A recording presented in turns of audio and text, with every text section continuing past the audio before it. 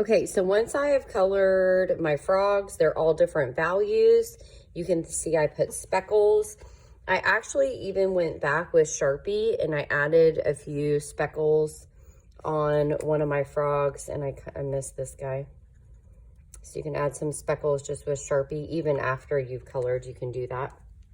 So now I'm ready for my sky. So I'm going to get a tray of, these are, I call this like a plate of blue, but you can see that there's crayons in here too. You want to just ignore the crayons, and we're just going to go with the markers here.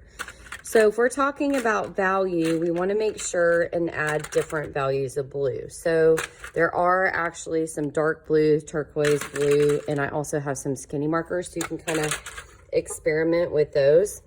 So what we're going to do is we're going to turn this marker into paint.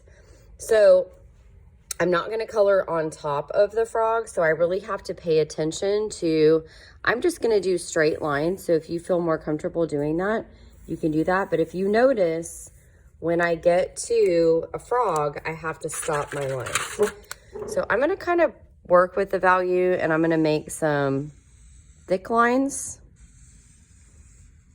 And I'm going to make some thin lines, just depending on which marker I use. Now, if you decide that you want to add maybe some lines that look like wind, you could always do that. Kind of like how we added to the log. And so, you know those paint by color books that have the paint on them and then you just add the water on top? That's basically what this is. So I'm just adding lines behind the frogs. Remember, you don't want to go on top of them.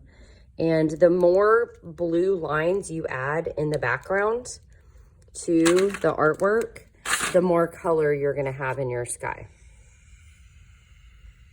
So if you only add a couple blue lines, you're not going to have very much color. But notice I'm not coloring in the background, okay? So that's really important because you don't need to do that. Okay, so now what I'm going to do is I'm going to put my blues away, okay? Put them back in the plate. If you're the only one working on that, you can just move them out of the way, put them back on the table. You're going to go get a newspaper, you're going to get a paintbrush, and you're going to get a half of a cup of water. You actually don't even need a half of a cup, and I'll show you what to do next.